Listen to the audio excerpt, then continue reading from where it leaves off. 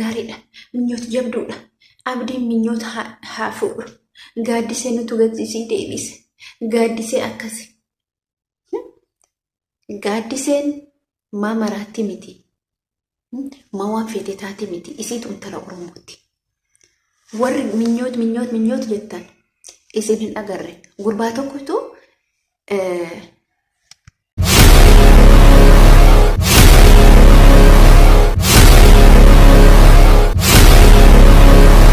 Assalamualaikum warahmatullahi wabarakatuh. Jirtu akkam naga keessanii fayyaa keessanii isiniin jecha ani naga koota alhamdulillah galata rabbii isin akkam jirtu jajjabaattu warroonni channel keenya faaraya taatan subscribe godha warroonni channel keenya faaraya hin ta'in subscribe godha warroonni taatan hamma yoo natiin gura dhaabbattan hedduu takka galatooma isiniin jira baay'ee isin jedhan baay'ee kabanya gara haasaa keenyatti yoo isin dabarsee dhugaa rabbii dubbachuudhaa fi wantoonni amatamaa jiru wantoonni amadeemamaa jiru waan baay'ee fokkisiisadha jechuudha. Dhugumatti gaafa namni waa dubbatu nama arrabsuu akkas jechuu jinni jechuudha jechuudha dubbii keessatti dhugumatti intala takka mootu jechuudha ijoollee lama sadii anumatti hidhatte jechuudha haa yalla rakkoon qabu ani rakkoon qabu ban fedhe waan arrabsi bakka hin qabuuf jechuudha. Kanaafiyyuu gaafa dura nuti maraataa keessa wayya maraataa bareedduu Oromoo Amaaratirraa beeytuu Amaaratirraa wallaalaa Oromoo wayya maraattuu Oromoo wayya isiniin jechaa ture. Minyoot wayya gaaddisee saree tana gaaddisee akkasii ishee adab isin goote warroon afaan Amaariffaa beekan afaan Amaariffaan beeku garuu naaf galaa kana beeka. Ishee maal jetteera kabaja gootee fiiree abdiidha. Innu aaree afaan takka gaaddisetuun darbatiin isti har'a darbate jechuudha. Takka gaaddisee akkasii godhe har'a godhe kana goone jechuudha. Innumti kun namuma akkamii jedha innumti kun maa inni garuu dheeraa. Dhalaa bitaa mirgaa ofitti onnee ijoollee tana wanyaachisu maaliin jechuudha abdimmaan waan isaatu naa galaan jiru abbaan feetate waan feete naan jedhan dhimma kiyyaa miti ofiitti dhaqatta malee an abdii saree bakti hin jenne ati waan feete teewoon argite garuu an abdii wanni na dhibe maa inni mucaa kanaan yoo fuudhe maatu irraa bade har'a isii jedheetiin inni mootuyyuu intala Oromoo manaa baasa jechuudha kabaja dhabee fi isii tufirraa mootuyyuu isii manatti itti fida jechuudha dhalaa isaan intala tana harkisee manatti itti fide. Intala tuni nagariin isiin deemtuun dura eessatti turte bakki isiin turte beektan dura Sa'idoo bira turte obboleetti isii wajjin jechuudha. Hawwaa waffaa wajjin jirte jechuudha. Xaaxinnatii qaban jechuudha hawwaa Sa'id bira jirtu sanan jechuudha. Mayaati Kaamilaan maa baate jechi mucatiin takkaallee hiriyaa Kaamilaati maa baate Sa'idoo bira. Intalli minyoota jedhamtu tuni xaaxaan isiin deemtuun xaaxaa addaate. Balaan isiin deemtuun balaa addaate. Fakkeenyaaf mana Sa'idoo abbaa fedhetu galachuu rakkoon qabu. Garuu mootuyyuu ani barka nagarrame dhugumatti jechuudha. Balaa isiin deemtuun kan akkamitti iyyaarraa beeksisuu didi. Gaaddiseen har'a mucatiin tun miskiina. Dhugaa rabbii gaaddisee jechuudha nuti hin beeknuuf malee waan jabaateetu mana sanarraa isee baasa jechuudha. Nuti afaan keenya waa hedduu haasofna waa hedduu maal jenna jechuudha. Hubannaan qabnu gaafa hin jarjarraa beektu waa jarjarra. Hubannaan qabnu. Tafgoona yeroo waa barreessunillee yeroo haasaa namallee dhageeffannee addaan hin baafannu. As deebi'ee mootuyyuu maaliif namni kun bakka waan tokko gaafa dhageeffattan waan sana addaan baafadha haasaa keessatti xiinxalaa jechuudha. Bar nama dhiba. Maaliif mana baate mucattiin tun maatii isii biraa gizee san xiqqishoo turte yoo gaaddisee burtukaanii fakkaatti yeroo sayyoo agartan. Yoo argan hin jiru. Yeroo sana abdiin likkitti gammada jechuudha. Kabaja godhee fi teessisuun isaa kumiyyuu galata. Garuu mootuu abdiin intala Oromoo tana intala tanaa jedhee gaafa baase. Isiin immootuyyuu dhimmi biraa isiin qabaattee achi keessatti ittuuf maali? Innuu rakkina qaba guddaa qaba. Abdiinuu mataa isaatiin rakkoo guddaa qaba.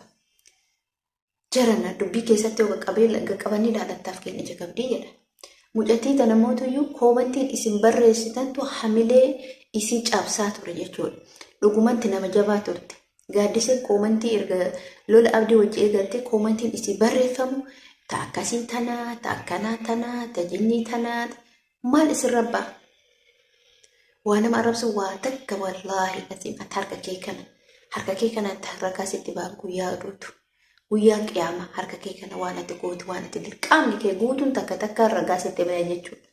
Warroota nama arrabsitan. Dhiyootanni koomantii namaa akkuma tasaa ol deemu arge wallaahi ilmi namaa kun ijoolleen Oromoo kuni hinjirtuu na jibbisiifte jechuu ga'ee jechuudha. Maaliif hojjetarree wallahi koomantii san jedheetuma irraa deebi'e. Odoo waan nama waa godhu ta'e duddi si guuta bakka itti si geessa jechuudha namni sun otoo waa si gochuu danda'e. Garuu kanas namni keenya kun waan akkas ta'eef bichaan beeku. Haasaa kiyyaattan isin deebi'a jechuudha. Haasaa kee irratti dubbiin abdii erga jaarsummaa ta'e ani waan dhibee maaliif mucattiin tun dhugaadha. Wanna hin shakkan. Nyaatatti kana goote jedhanii walii galanii shakkan. Ani gaafa durallee isiniin jedhee jira jechuudha obboleeyyan kiyya. Maal isiniin jedhe gaafa durallee gaaddiseen waan san yaada akkas goote malee obboleeyyan kiyya jechuun gaaddiseen haa gootu malee waan kana namni miidiyaa dalagu tokko wantoota garaagaraa sammuu isaa keessatti uumama. Wantoota kala yaani waan tokko hojjechuuf yaada qaba keessa isaatiif jechuudha.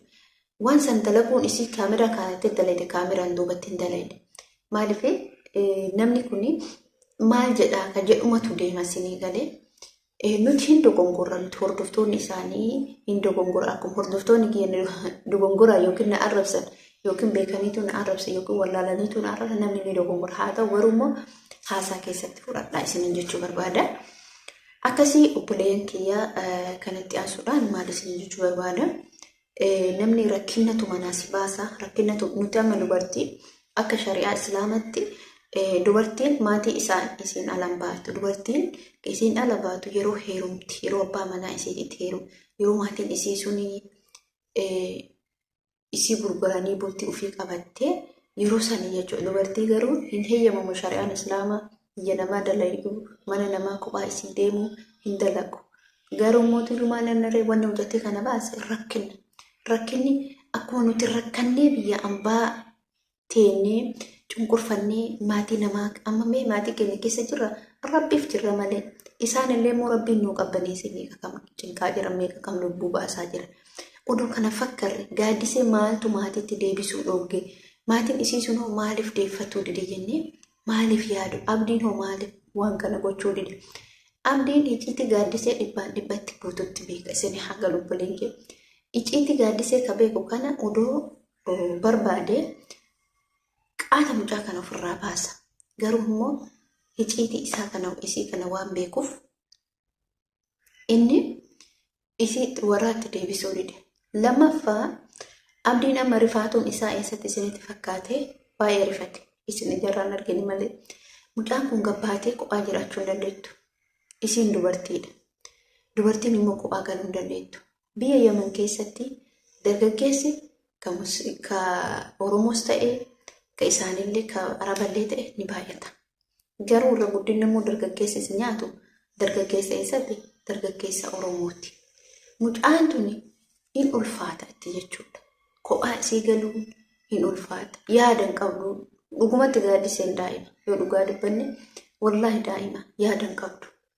Illi kee qabdee garuu mi'eessa galti mi'etumaanuu jedhe mi gurbama kanaaf abdima kanaaf silaa fayyaayyuu qabu mi koomantii barreessaa fi koomantii babbareedaa barreessaa fi mucaa kan akka isa biraan baasu intala san akka baasu. Namoonni irra guddinaan gaafa duraa minyooti deebisi jettanii minyootitti fiddanii har'a ammoo mucattii tana manaa baasuuf teettan. Mucattii tana jarri walii galteetiin wanta ta'an irratti dalagaa jirti. Dhuguma rabbi yoo dubbannetti jechuudha. Mee isinillee qaqqabaalaadha. Eessa deemte? Eessa deemte? Fakkeenya fati mana arabaa jirta. Mana arabaa kana gabbayyii deemisiin jira. Eessa deemte? Wallaahi deemu ugurta akka anuma fakkeenya ugurta akka deemee hin danda'u oduu gabbayyii deemee jedhani. Jarana gabbaatee ollaa seentiin bultu akka biyya wantaate miti. Ni ulfaata jechuudha. Kanaaf obboleeyyan kiyya saraahatan dhugumatti wanni isin dhaamu rakkoo isii kan hubachuu fi qabdu.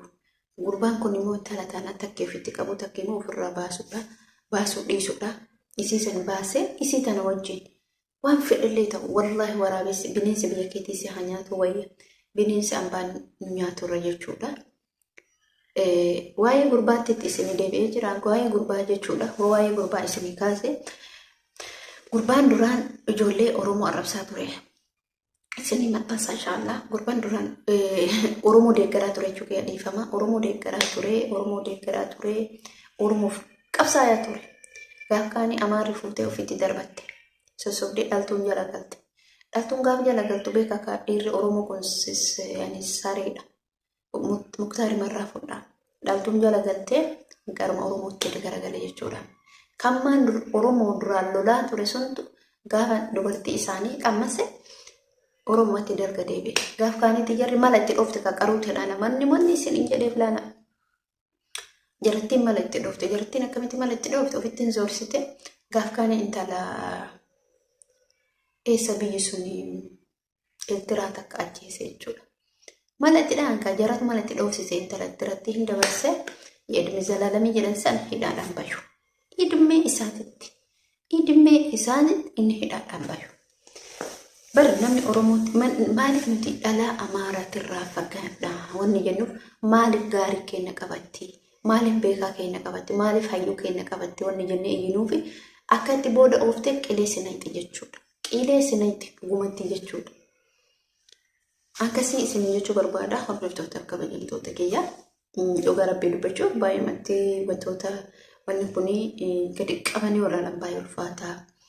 Mucattii irratti illee baay'ee baqaanii ulfaate sileessa deemteeti ka jedhudha. Wanni nuti boonnu mootuu hin oolle minyootiin teessan immoo deemtee dubbii kana fidde jechuudha. Dubbiin isiin fidde dubbii kana afaan isii darbatte abdiin immoo ka duraan caalaa tirtiruu eegale jechuudha. Rabbii yookiin haqa baasa. Haqa gaaddisee maal intalli akka deemanii jirtu dhugaadhaan mootuu miilaan akkatti uf amantee turafte. Ana dootaatti halkan takka wajjin bulu halkan takka. Dhalaa Amaaraa halkan takka wajjin bulu bakka fedhitumaan taana. Bultu nama akka tolloon qabduun dhiise. Isiin amma gaaddiseen badduudha. Gaaddiseen akkana maal buuti xaaree inni keessa galee beetanii obboleettiin minyoota gaafa dura dhuftee akkatti harkatti ol fudhatte. Dhawwaddi beekaa. Harka akkatti isiin uffachuun isii sun maaltu harki isii ol fudhachiisa. Isillee akkuma gaaddiseeti mana abdiitti wanta kan qabdu. Isillee gaaddisee baaftee obboleettii achi galtuuf minyoota achi galtuuf isiin galee. Ayaan duraanuu si hordofaa ani kontiraatee ta'eeti kijibti akkanumaan jechuudha. Kontiraatee jirti karaa bahaaratiin dhufte kontiraatee jirti. Hiyyamanii fi dhufte qaruu ta'e kijibti akkanumaan jechuudha. Akkasii isin jechuun barbaadaa hordoftoota kabajamtoota kiyyaaf viidiyoo keenya laayik godhaa, sheer godhaa, sabskiraayib godhaa. Namoonni yaada qabaatan yaada keessan akka namoonni mudannoo seenaa garaagaraa qabaatan komentii keessan nu barreessuu dandeettuuf. Nama viidiyoo biraatiin walitti deebinu. Assalaamu alaikum warahmatullahi wabarakatuh.